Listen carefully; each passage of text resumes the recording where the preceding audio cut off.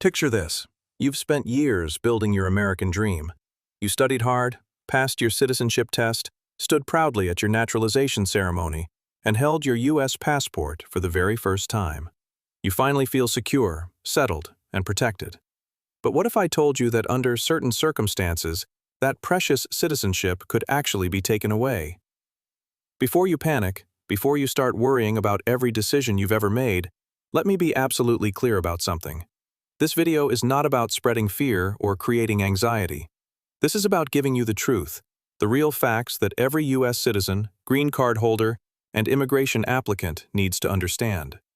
Because when you know the rules, when you understand how the system actually works, you stop being controlled by rumors and start feeling confident about your future. So stay with me until the very end, because what you're about to learn could be the most important immigration information you receive this year. Welcome back to U.S. Citizenship and Visa, the channel where we break down complex immigration topics into clear, honest, and practical information you can actually use.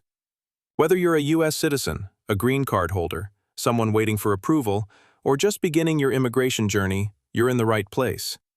I'm here to walk with you through every step of this process, to help you understand the policies that affect your life, and to give you the clarity you need to make confident decisions. Today, we're tackling one of the most anxiety-inducing topics in immigration.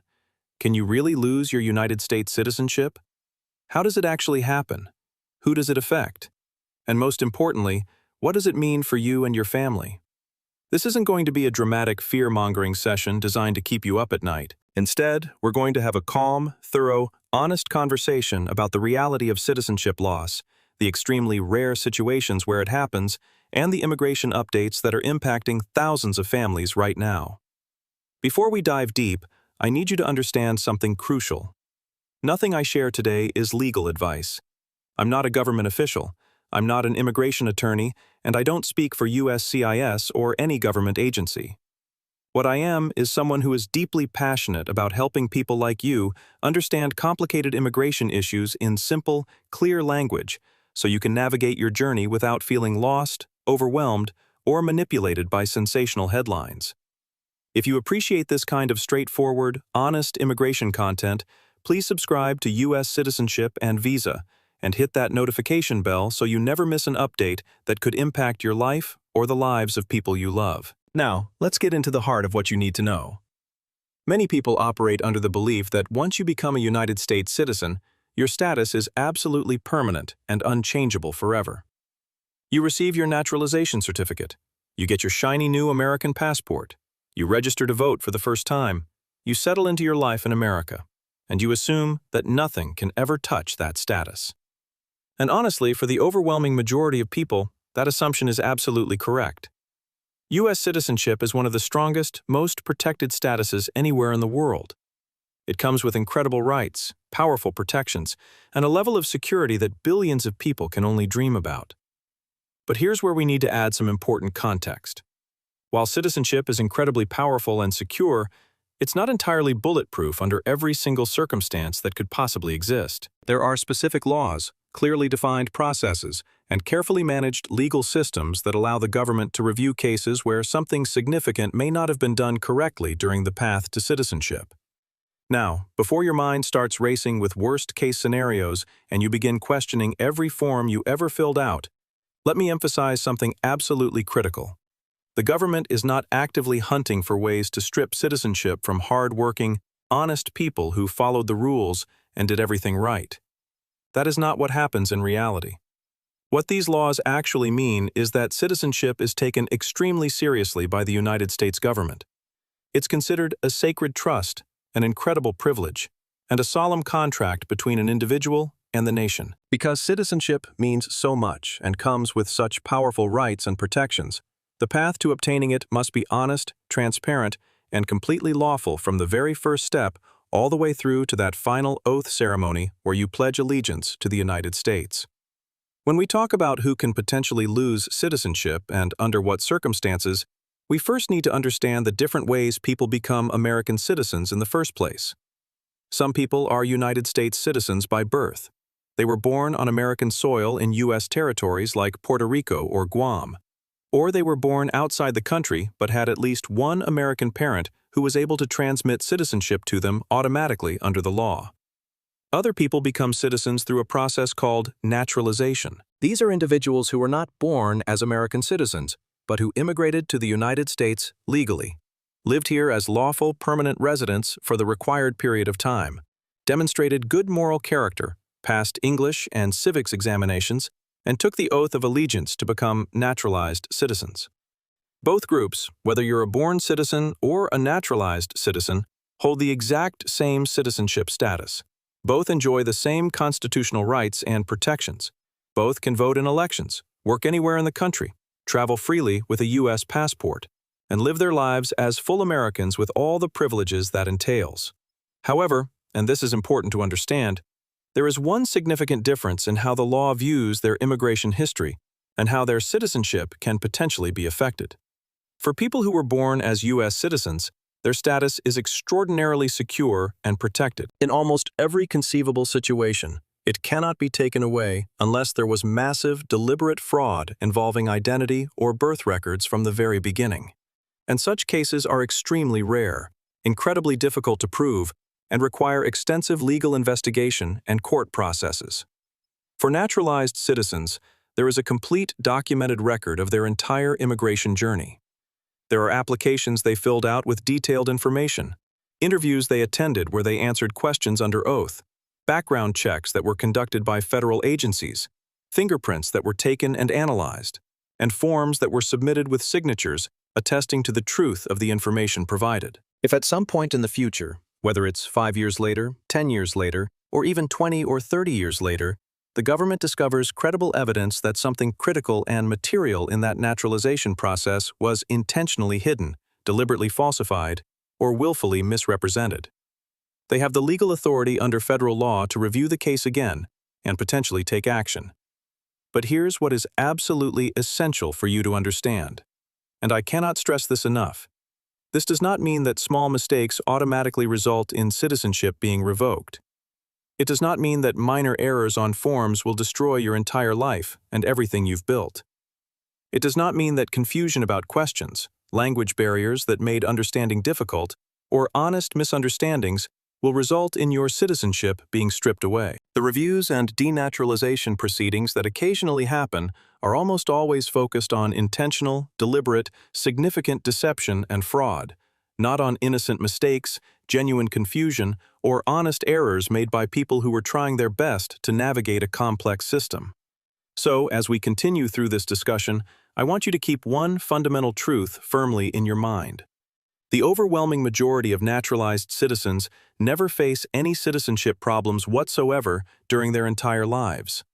The stories you sometimes hear about people losing citizenship, the dramatic headlines you see online, the cases that make the news, are almost always connected to serious fraud, major criminal deception, deliberate misrepresentation of critical facts, or choices that directly and clearly conflict with the oath of loyalty and allegiance to the United States that every naturalized citizen takes. Let's begin with the situation that actually surprises many people because it's not frightening. It's not dramatic, and it's not something that happens to you against your will. In fact, it's completely voluntary and requires your active participation and consent. The first real way someone can lose their United States citizenship is by personally and deliberately choosing to give it up. This formal legal process is called renunciation, and it is absolutely not something that happens casually, accidentally, or by surprise. You cannot lose your citizenship simply because you were frustrated with government policies one day and complained about America. You cannot lose it because you moved to another country for work opportunities or family reasons. You cannot lose it because you posted something emotional or angry on social media saying you don't want to be American anymore. Renunciation is a highly formal, heavily documented, carefully controlled legal process that must take place in person at a United States embassy or consulate that is located outside the United States. During this formal process, you meet face-to-face with a consular official who is specifically trained in handling renunciation cases. You complete detailed paperwork that clearly explains all the consequences of your decision and what you will lose. You sign multiple legal documents acknowledging that you understand the permanent nature of what you're doing, and you take a formal oath stating explicitly that you fully understand the implications of renunciation and that you are acting completely voluntarily, without any pressure, coercion, or influence from anyone else. There is also a substantial government fee that must be paid for processing the renunciation, which currently stands at over $2,000, making it one of the most expensive citizenship renunciation fees anywhere in the world. And once this entire formal process is complete and your renunciation is officially approved and processed by the State Department, it is absolutely and completely permanent. There is no undo button that you can press if you change your mind. There is no simple way to reverse the decision 6 months or a year later if your circumstances change. There is no magic procedure to get your citizenship back if you have regrets. People choose to renounce their American citizenship for various deeply personal reasons.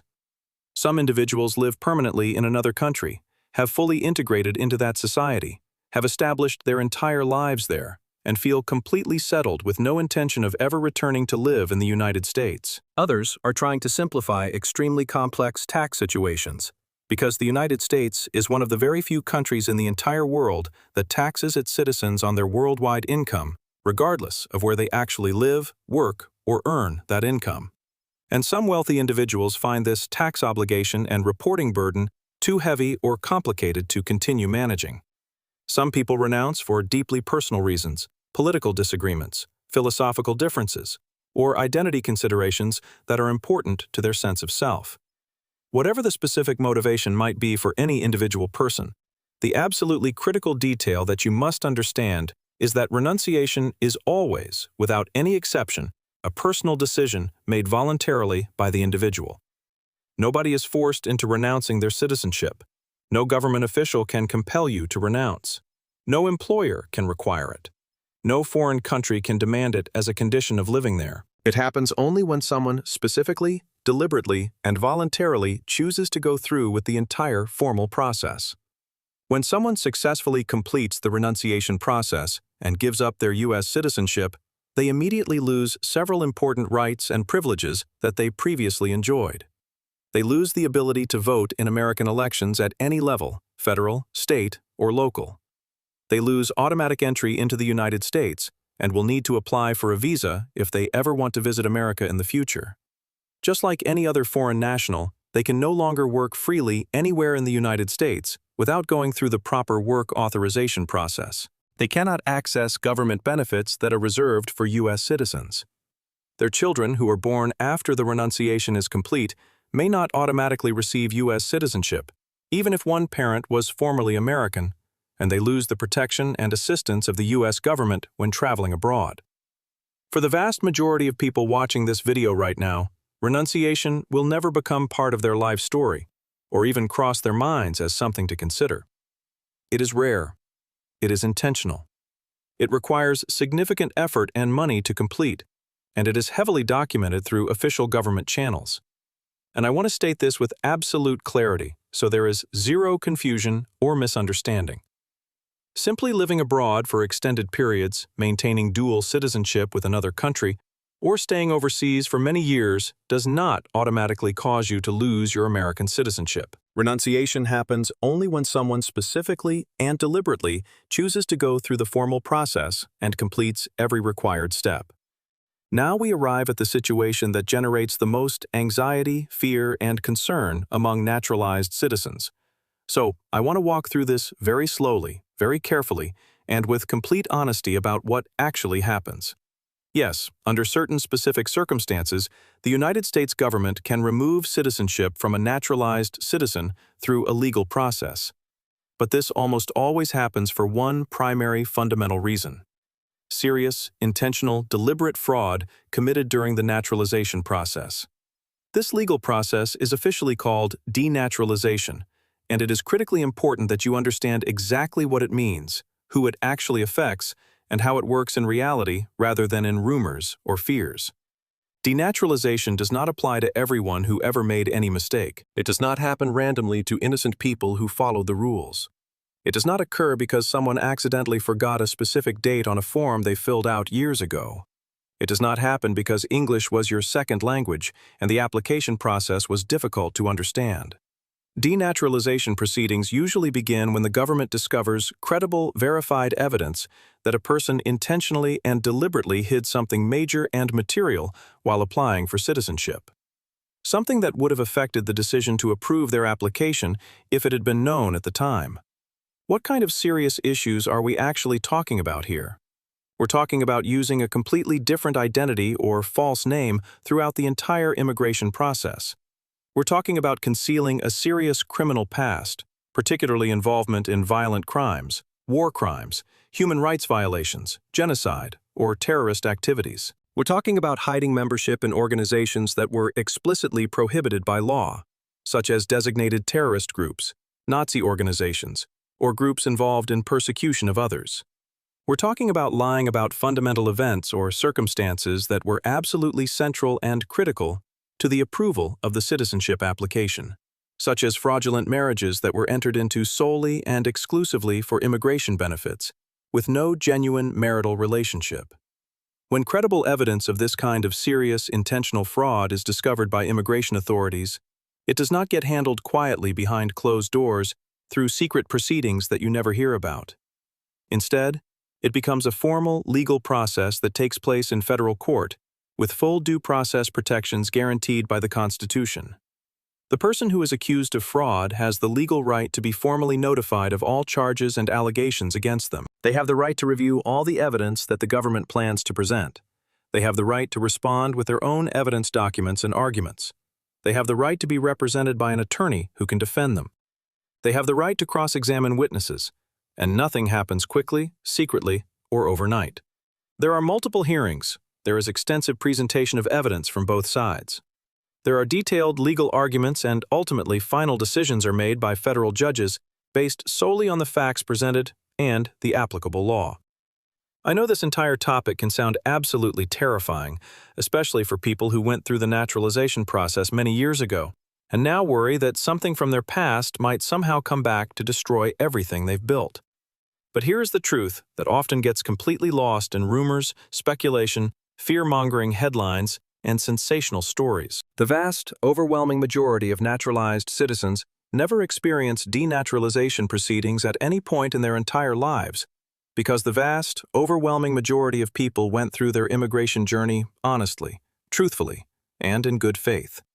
Even if English was incredibly difficult for you and you struggled to understand every single question perfectly, even if the paperwork seemed overwhelming and confusing, even if you made innocent mistakes because the immigration process is genuinely complicated, the focus in actual denaturalization cases is almost always on clear, deliberate, intentional deception and fraud, not on misunderstandings, confusion, language difficulties, or honest errors, made by people who were genuinely trying to follow the rules and do everything correctly.